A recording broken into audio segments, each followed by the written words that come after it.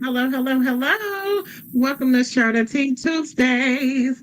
I'm so excited to have everyone Thanks. here on this beautiful Tuesday, and I have a special guest today, Miss Nancy Anderson. How are you? I'm good. How are you? Not too bad, not too bad. And you are with Bridge to Safety. Is that correct?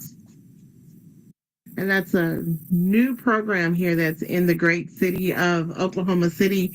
And so we want to learn all about Bridge to Safety and how can we as the community support you and what do you all need from us? So tell us a little bit about yourself and also about your organization. Okay. I'm from Canada. I just moved here last October. So later this month, I'll be here for 1 year officially. Um, in my past, I've Oh, gone through a lot of trauma and issues, and so this cause is very, very near and dear to my heart. I came here and I see a need. I see a lot of people know where to go. So we in Canada things a little bit differently. Do have shelters, but um, when they just place them in hotels. So I thought that here, if the shelters are too full to be able um, to handle the, the number of people that need help, why are we not them in hotels? So that's what we're doing. We families in crisis, individuals in crisis, homeless, on the verge of homelessness, any type of crisis that you can think of, we can assist with in one way or another. So we generally place people in confidential, safe hotel rooms. We have partnerships with hotels in the area. We place them there. We provide them food, hygiene items, care baskets, counseling, employment support. We do workshops for financial literacy, teaching them how to stretch a dollar. We workshops with them. I will go in rooms and cook for them. Hotels, you only have a oh microwave wow. in the room, so we them the multi cookers so that they can slow cook or pressure cook or whatever functions the machine has. And I'll go in and cook them a meal to teach them how to use it, and then they have a way to eat home cooked food in the hotels as well. We provide clothing, B items. They call me for all kinds of things, and whatever they need, we try our best to provide for them. Okay. I love that. Now, I know you said you're recently new to Oklahoma. Was Oklahoma by choice Yeah. for you to move to this state from Canada? Oh yeah. My husband is from here. He's born here. He's also in the military. He's a Oh, veteran. okay. Okay. He's stationed here now, and he's all here. So we moved here to be Oh, closer to his family and have kind of a family support system, and okay. for his work. So Okay. it was Understood. definitely on Yes, purpose. definitely. Canada's cold. Like cold. Oh yes. I've never been to Canada, but I've heard that it's cold up there. We get cold every Mm-hmm. now and then in Oklahoma. Every now and then. I think one winter we were negative 24 degrees, and that was the coldest I've ever Wow. felt since I've been alive. So yes, it does happen. So with Oklahoma and well, let me back up. October is Domestic Violence Awareness Month, and a lot of people may or may That's not right. know about that. But with that being said, Oklahoma is consistently ranked in the top 10 states of women being murdered by men, and single offenders or incidents since 1996. So we continue to be in the top for domestic violence. And so I'm curious as to why, why is that? Why do we? I mean, I know someone always has to be within the top something of any ranking, but Why is domestic violence such a prevalent incident in the state? I wish I had the answer for that. I feel I have my opinions. I don't know them as facts, but my opinion is the judicial system is not doing enough. That's my personal opinion. I had one of our volunteers call her, and she told me that she was abused, and she went to court, and the judge said to her that the bruises on her photos were not dark enough, so they didn't punish the abuser. And I'm like, she has dark skin. How do you want the bruises to look? And then on top of that, where's the chart that shows the variation of which shade of bruising equals punishment? Where's that chart? Because that shouldn't be a thing. Right. Okay. If there was bruising all, isn't that proof he did something? So I mean, I don't understand how they're coming up with these strange reasons to not punish these abusers. Well, by him stating that to her, it almost makes you feel as if you're not important enough because, or you haven't been, I hate to say it like this, but you haven't been beaten enough to go against your accuser or partner or whomever. I think when things are said in that magnitude, or even because I'm quite sure she shared what was said to her in other capacity, that it makes people not want to reach out for help because, well, if I reach out or say something, right, nobody's going to believe me, or they're not going to do anything to the person. So yeah, I know you don't know that answer, but I just wanted to ask that question, because it makes me wonder of what we could do more. What more could we do? I feel like education is out there, but then I think I also know that it depends on who is being educated. Education pretty much starts at the house. And so if we are talking to our children, whether they're male or female, about the relationships and bonds, and not feeling like in order for somebody to love you, they have to put their hands on you. But it's also the point of, if that's what I saw when I was growing up, then that's what I'm probably going to do when I have my own children, because, well, that's what I'm used to. So it looked fine with mom and dad. So, or auntie and grandma or whomever. So I know it's just, I don't know. It makes you feel like what to do. What is there to do? I think a big problem is nobody's helping the abuser. And I know that probably sounds strange because the abuser is the one causing this.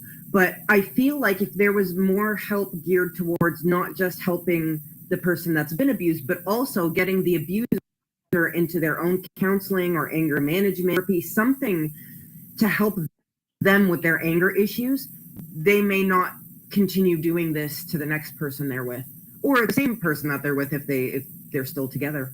But I think that the abusers also need help. They need to be not, I don't know that punishment is necessarily the answer. I'm sure in many cases it is, but I don't think in every case. I think often they need help.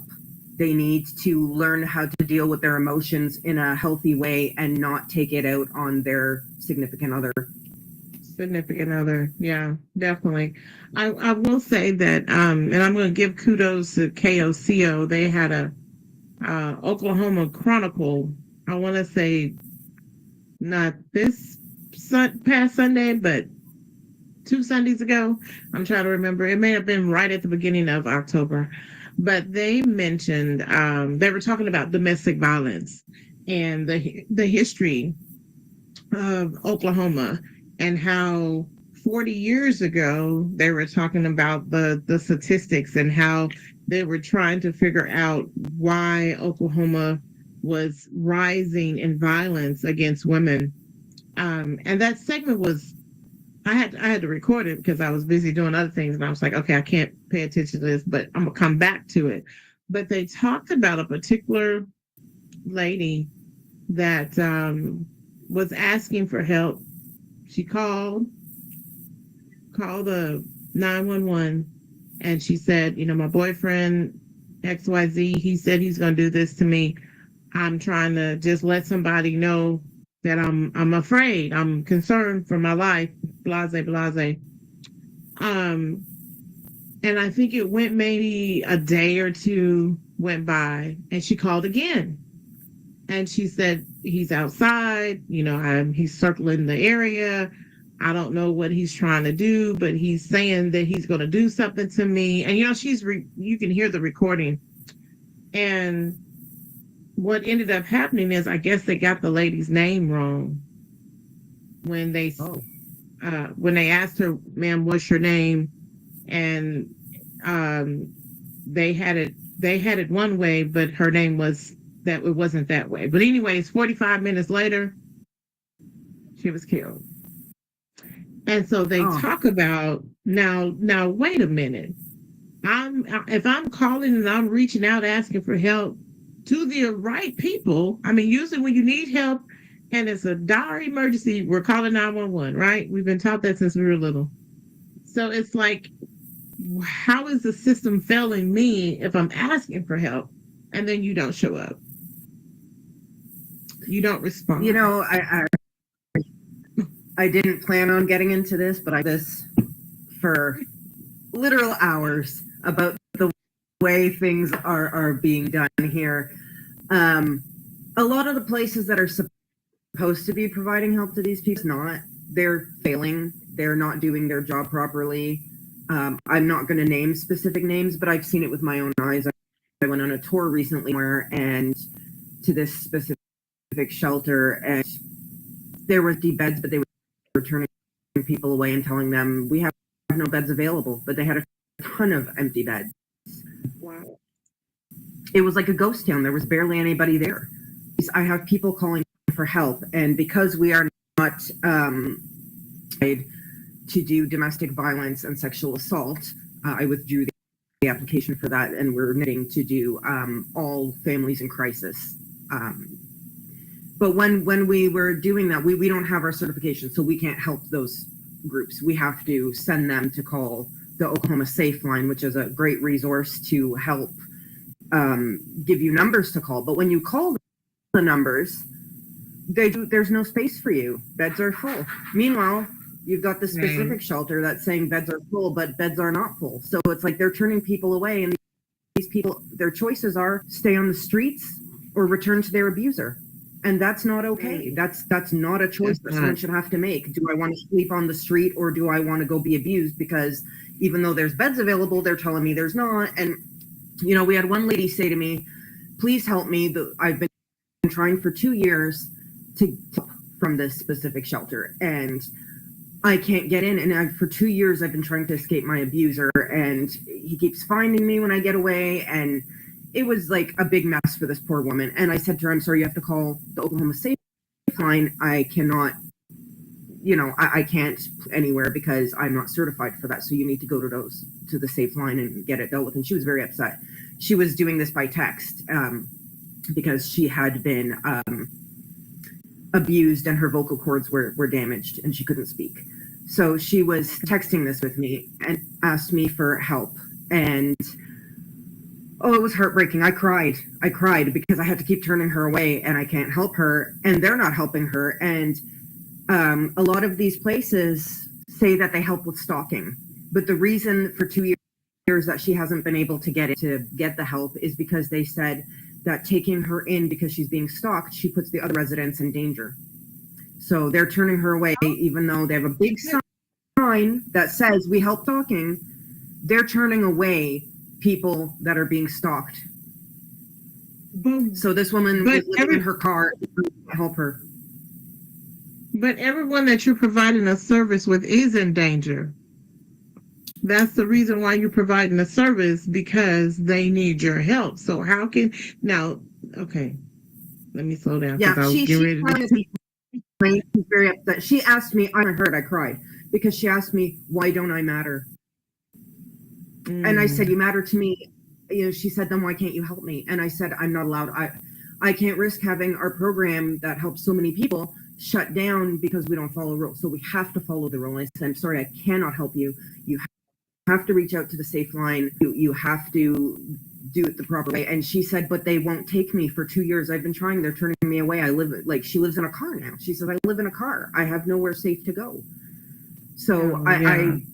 helped her out. I gave her the proper forms to file to make her complaint, and so that she could out to the Attorney General's office and get some help. And I believe that she's pursuing that. I don't know because I'm not in touch with her anymore. But it broke my. She asked me, "Why don't I matter?"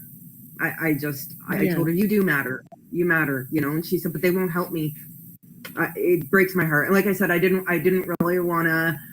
But I didn't plan on bringing it up today because I could go on forever about that situation. But it is a problem here because these are places that are getting large amounts of funding from the community, and it looks like they're not using it correctly, and that's not okay.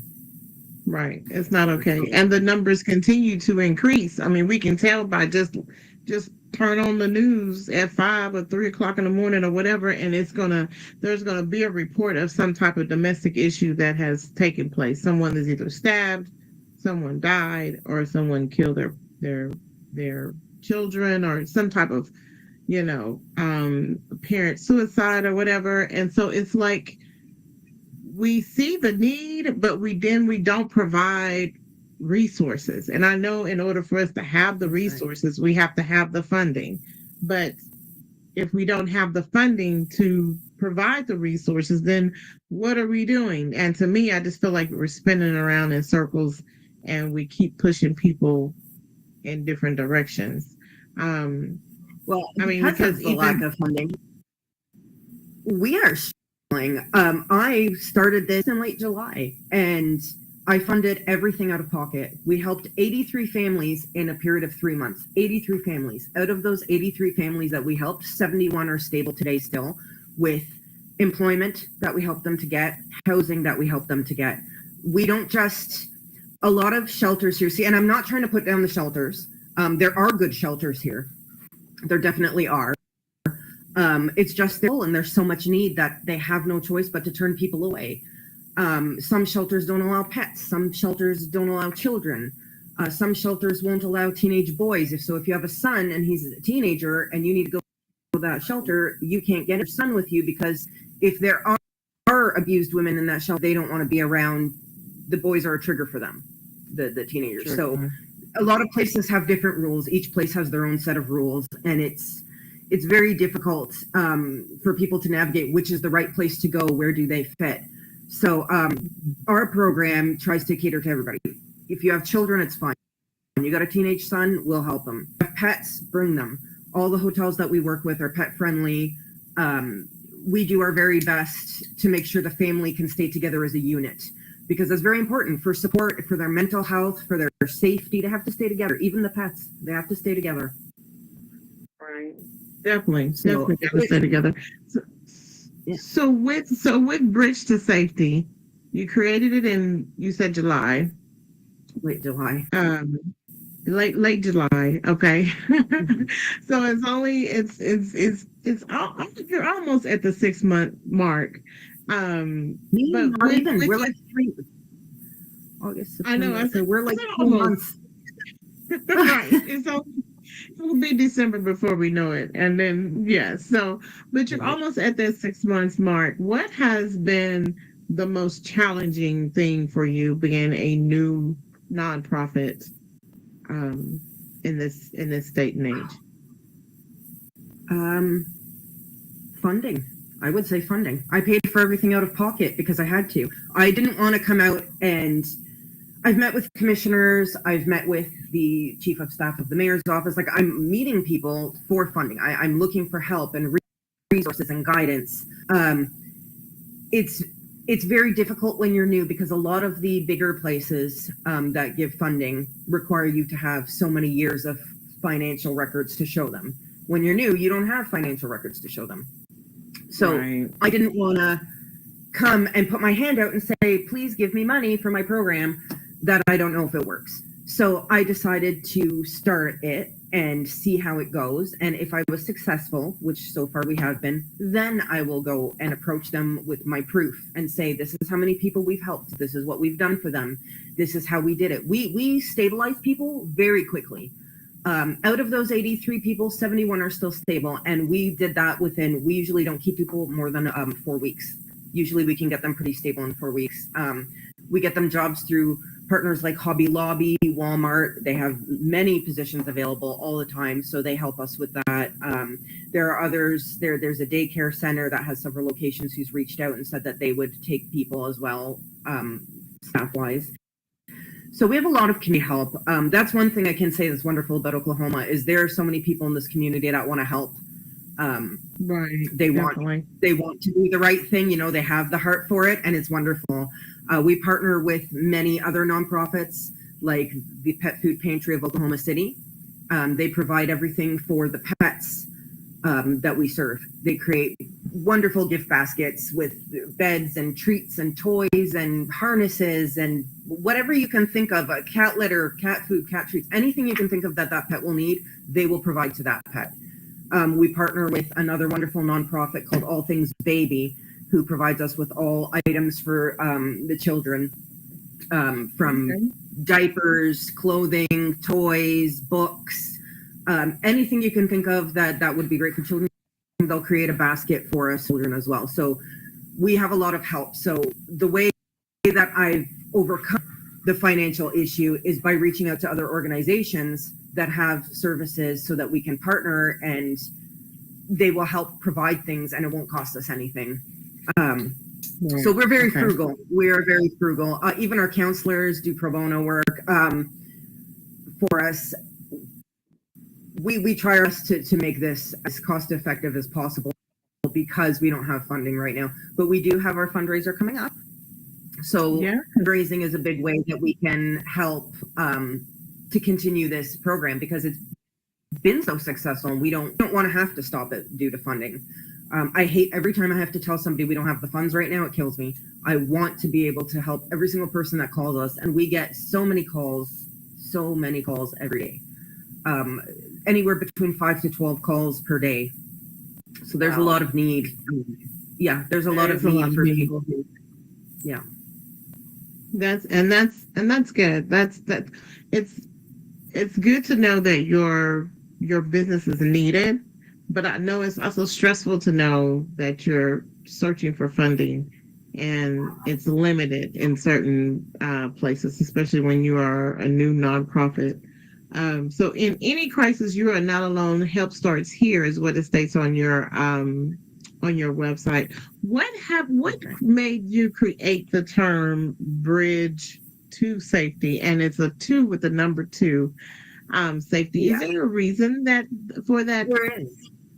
There is. Okay. The gap that I saw to fill was shelters are full, so people have nowhere to go. So we're kind of the bridge that they cross to get to that point. So it can't get into a shelter right away.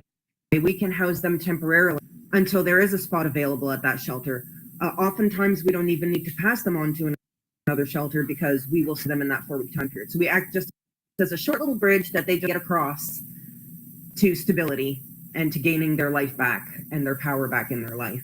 And the number 2 is because they're not alone. So instead of using the word 2, I thought the number 2 was just cute because the big thing I always tell them is you're not alone. The people that work with us love us because like I said, I will go to their hotel room and cook them a meal. I don't just ensure that they're okay and give them the basics. I go beyond the basics. Right. Like to buy them a multi-cooker so that they could eat microwave meals. Most places probably wouldn't care and wouldn't give it to them. But I want them to have a home cooked meal. I want them to feel, I don't want them to be dehumanized because they're going through a hard time in their life. They have a crisis going on and now they're being treated like less than when they're not. Nobody's better than anybody else. God created us all equal. So in my opinion, because we're created all equal, a richer person isn't better than that poor person who's struggling right now. And we should be lending our hand to them and helping them as best we can to make them feel human again, because oftentimes they just don't anymore. Right. Absolutely. Absolutely. I love that because we are all one little step away from any type of crisis, or being in That's that right. similar situation. Like you had mentioned about the lady earlier that was living in her car. You just imagine having to be put on the streets and you're having to live in your car, or even if you don't have a car and you're having to be placed on the streets. And now they have so many laws and things that they're doing to where that it's illegal for you to sleep on um public property. They have all these different restrictions and things that they're doing, but it's like, where Yeah. is the help? Like, I'm looking for a solution, instead of just making a law saying you can't do this and you can't do that, because we're so And quick that's to what point fingers. I think. I think our program works very well for that, Yeah. because there's, if you have a shelter, let's say, for example, you have a shelter with 50 rooms or 100 rooms, you have a capacity Mhm. that you meet. You cannot put more than 50 people in there if there's only 50 beds. You can't put more than 100 people in if you only have 100 beds. There's many hotels here. We have, I don't want to say unlimited beds, but we have a lot of beds in all kinds of hotels that these people can be placed in. So, as long as we have the funding to help, we don't have a reason to turn people away. It's a matter of paying the hotels, and the hotels we work with are amazing. They give us deeply discounted rates. We were paying a bit more at the start, and then partnered up with a few hotels who liked what we were doing and approached us and said, we would like to partner with you on this and offer you a good rate. And right now we can two king size beds in a room for $320 a week. And that's really good. That'll have a family of 4 in there easily. So it's very helpful when the hotels do things like that. So if there's any hotels watching, you want to give us a good rate, we'll work with you. Yeah. Please But collaborate. we have the capacity, because there's so many hotels, we have the capacity to help so many people so that they don't have to be on the streets. They don't have to. And like you were saying, everybody's so close. So many families here, the mid families, I believe, are one paycheck away from being homeless. They miss one paycheck and they're going to be evicted from where they live. It's scary. It's scary, and people should care more about it. I'm not saying people don't care. There are many people that care, but everyone should care about this because it's very scary. Right. Everyone. That's true. That's true. And so I want to say, because I know one way that we can help is by giving donations. We can, if it's of monetary value. So we can definitely give donations and donate to Bridge to Safety. Now, I know is it November? I think it is, where they have the Giving Tuesday. Am I on the right month? Is that in November? I'm trying to I think remember. It's so. so many different. I think so. I think okay. So what I'm Because I've been leading up seeing to. Facebook about Giving Tuesday. Yeah. Yes. Okay. I'm gonna find out when Giving Tuesday is. But when you have, yes, it's in December, so it's after Oh, Thanksgiving. Okay. Gotcha. Okay, I was messing it up. But anyway, so with Giving Tuesday, if no one's familiar with that, usually they just try to make sure that you're giving to any type of nonprofit organization. And a lot of nonprofit organizations, put out their campaigns to give donations and all that. So that's what I was leading up to. Are you hoping to have one? Of course, this will be your first one, but are you hoping to have one in December? For Giving Tuesday for people to donate to your cause. I would love that. I would love that. If anybody wants to donate to us, Bridge to Safety, that's what the number 2, Bridge to Safety, OKC.org. And financial donations obviously help us quite a bit because that's how we pay for our hotels. But donations of anything are always appreciated. Hygiene items, pet items, baby items, children's toys. If you have a baby, they've outgrown their clothing, you don't have anything to do with it, please send it our way. We were so blessed lately to have 3 different people donate us some bassinets for the crisis survivors Nice. that we work with.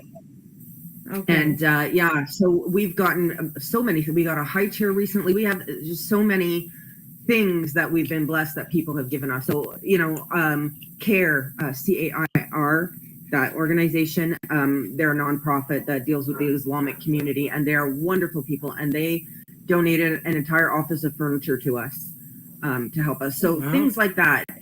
Yeah, anything that you can think of, we need cooking, because these people often don't have anything, right? So they're starting fresh, and they have nothing often, so, or very little. So they're starting fresh, pots and pans, dishes, anything that you think of, they'll probably need it. So we appreciate donations. Now, you said the name of that organization, you said CIAR? CAIR. Oh, CAIR. Okay, gotcha. Yeah. Okay. Yeah. Okay, because you're giving out a resource, and I was like, "Ooh, let me make sure I save that one so I don't forget if it." Anybody in the Islamic community is mistreated, they are the ones to go to. They will help you. Wow. Okay. I like that. Thank you for sharing that. And that's really important for us to all. It's a community of building together, and I always tell people it's not just the community of the neighborhood that you live in, but it's community as the whole entire world, because you never know if someone comes to Oklahoma, let's say they recently moved here, relocated, and then they're in a situation like so, they would be able to benefit from, oh, let me try to reach out and find a resource that's in Oklahoma that can be able to assist me. And so that would be perfect for them to connect with Bridge to Safety OKC and go from there. Now, I do want to say, I know it says Bridge to Safety OKC, but do you service outside of the Oklahoma County Metro? Yes. So, okay. So this is going to be the first time that I'm ever publicly explaining this. So OKC does not stand for Oklahoma City. Error being new here. It actually stands for Oklahoma Central, because it's Central Oklahoma. But if I didn't want it to be Bridge to Safety COK, if you see where I'm going with that. So I said, okay, I'm not going to be telling people that's the name. So I switched it to OKC, thinking Oklahoma Central area, and then realized after Oklahoma City is what everybody thinks. But we will help anybody. We've driven people to Guyman, all the way up in the Panhandle, to help them get stable, because there was a program out there. We've taken people to Ardmore, Ada. Like, we will take them. If they have family somewhere and they need that support system, we'll get them there. We'll do their transportation. We'll drive them personally. Like, we really want to just help them get stable. And if that's what we have to do, then that's what we have to do. Definitely. It's very important cause to me. I see these people suffering. It breaks my heart. Well, thank you so much for clearing that up, because I've been saying OKC. So I will make sure on my end that it's Oklahoma Central, so that way people understand, because sometimes we make those assumptions, so we got to make sure that we're not doing that. But and that's thank you for explaining that it's not just in the metro area, because the rural towns, they're limited on resources 3 times fold, and resources are limited there. So one way that you said we can help is to donate monetary value, but you also mentioned about hygiene kits. What else? What other type of donations would be useful? Do you have like a list that you? Oh yeah, clothing, toys, books. Like when they come into the hotel rooms, what we like to do is we have baskets. And when I tell you a basket, it's not like a little gift basket, it's laundry baskets. And we fill a laundry basket full of food. So they'll get one basket that's got food, and it's like snacks, because we buy them groceries separately. But the snacks like chips, cookies, just foods, something that they might want to eat again to keep them feeling human, people like to have snacks. They might like savory, they might like sweet. So we put an assortment in there. We'll have another basket that has their hygiene items. So their soap, their lotion, shampoo, conditioner. We get face masks so that they stress. Little spa day maybe. If they have kids, each kid gets a basket with items, toys, clothes, books, whatever they need. If they have a pet, Entry of Oklahoma City will provide a basket for that pet as well. We provide as much. So I've never seen somebody walk into their hotel room and see the baskets and not break down crying because they're so happy to have something.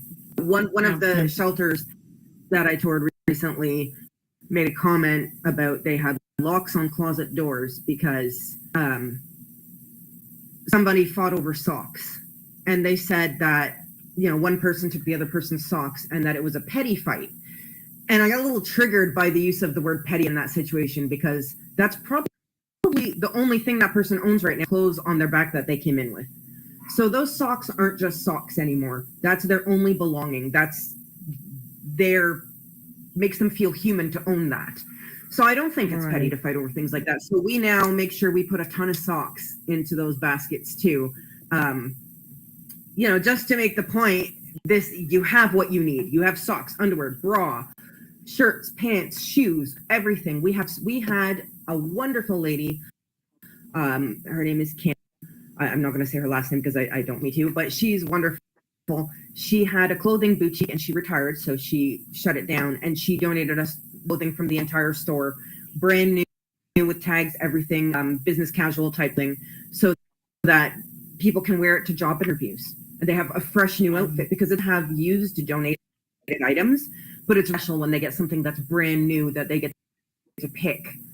So we'll put them on racks and let them choose their outfit as if they're shopping at a store, and they feel more confident with that brand new item, and that confidence will show in their job interviews and help get the job. I love that. That's what the community driven impact is all about. Another way people could help. Volunteers. We could always volunteers. Spreading just word of big thing, because a lot of people don't know we exist.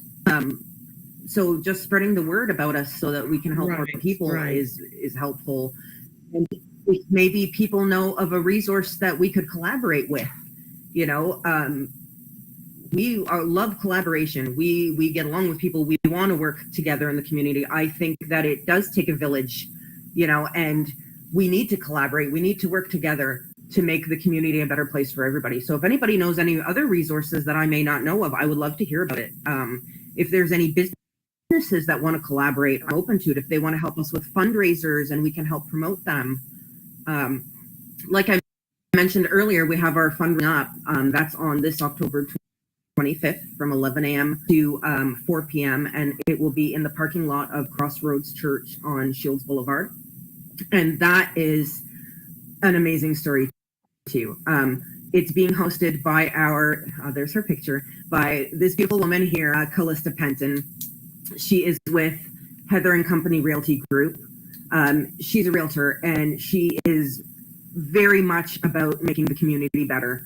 So she actually reached out and offered to host an event for us to help us raise money, because we had been on News 9 and mentioned that we didn't have the funds to continue the program for much longer. So she reached out to sponsor the fundraiser for us to help us raise money to make the community better. Wow. So on all of our, we're so thankful for her and her kind heart.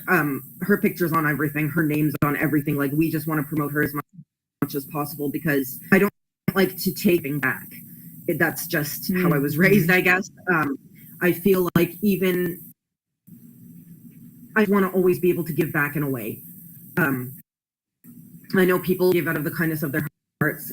Callista Penton offered this to us out of the kindness of her heart and for care for the that she is serving. And I feel like I want to give back to her, because she didn't need to do that. And we appreciate so much that she did. So her face, I told her, your face is going to be everywhere. Your name is going to be everywhere. I'm going to make sure everybody knows that you did this, because her heart is gold, and people need to know that, because that's the kind that deserves to get, because they actually cares about this community so much. So I love her. She's great. She will be at the event Awesome. as well. And so Yeah. that is this Saturday on October Yeah. 25th Next from Saturday. 11. Yeah. That, well, it's this Saturday because the October 25th Oh, from 11. right. You're right. From My 11 mistake. to 4. Yeah, you're okay. And so, now, does it cost anything for them to attend? No, If no, if it's any, free. okay, I'm so proud of how we did this too. Like when I tell you I care about people here, I truly do. I'm not just, you know, blowing steam. It's the truth. Um, of course, we're doing this to raise money to help people, but also we want the community to come out and get to know us and to see what we're about and to see that we care. So there's a lot of things happening at this fundraiser. We have food trucks. We have a vendors market. And what we did, if there's any vendors out there, we cannot sign up, unfortunately, any more food or beverage vendors because we had to submit our list to the city and it's already finalized for that. But we can, up until 24 hours where the fundraiser begins, accept product or service vendors. And what we're doing is most places charge a vendor fee. And as we've done things a little differently, because sometimes people can't really afford much and they miss out on the opportunity to participate, and we didn't want anyone to miss out. So any vendors that are participating, we ask them to donate an item to our raffle or a service voucher to our raffle, and to make a monetary donation to Safety OKC in any amount that they can afford. It can be $1, it can be $100, it can be whatever amount they can afford, because we don't want anybody left out just because times are tough. So that's how we allow the vendors to participate. And then those items will be raffled off. We have some signed footballs that will be raffled off. One is signed by OU coach Brent Venables, and the other one is signed by coach Barry Switzer. So those will be part of the raffle. And then products from all the vendors. And we have, I think, around 50 vendors right now. And they have various products and services. Yeah, I'm so excited, Market. And they're all donating items to be put into for this raffle as well. So, and we have carnival games. We have an inflatable fun zone that's like mine themed for the kids. We have a guy who does the balloon twist, the balloon animals. We have face painting. We have a lady that's coming and doing tinsel hair. There will be music, and it's just going to be a fun time. So it's free for families to come out. If the children want to play games, again, we don't want anyone to be left out. I don't want any children coming there and want to play, but I don't have money. Every child that comes there, we're going to have donation boxes set up outside of each game so that people can donate to play. But if they can't afford to donate something, they can play. Every child to play, because I'm not leaving anybody out. Everybody should have fun and enjoy the day. So donation boxes around, people can scan QR codes and things like that if they choose, if they can do that. But those that don't have will still be able to participate if they want. Yeah. Awesome. That is I'm so excited for your event, and I know this is your first one, so I know it can be a little stressful at times, but it's going to turn out phenomenal. And kudos to all the vendors that have signed up. And if you are a vendor and you want to sign up, you've got to reach out to Miss Nancy pronto, okay? Because it's really good to be able to give back to the community and just be able to be in the space where you are making an impact and giving back to others. And so once again, for this information, it's on Saturday, October 25th, 11 to 4. The weather's going to be nice. Lately, it's been super hot. Well, some of y'all say it's super hot, but it feels good to me. But hopefully the weather will still be kind of cool and it'll calm down a little bit. But it's at Crossroads Church on the south side. So this is at 8901 South Shields Boulevard in Oklahoma City. So make sure that you are in the spot. Now, is it safe for me to say this is inside the church or outside parking lot? Taking over outside in the parking lot. Again, Okay. community collaboration is amazing. Crossroads Church, we were calling around to try to get quotes on how much it would cost to rent a venue to do a fundraiser at. And the gentleman there, John Stimson, he was so kind. He told us, he said, I'm not going to use my parking lot. Just go use it. So he was so kind and allowed us to have our fundraiser there. So big shout out to Crossroad as well, because they've been amazing throughout this. They've guided us actually a lot on what they do with their fund. We know which places are good to reach out, and they helped us quite a bit. So very kind people there. I love it. I love it. Well, shout out to Crossroads Church. That is amazing. And that's what it's all about is, everything is not always about money. And I tell people that a lot.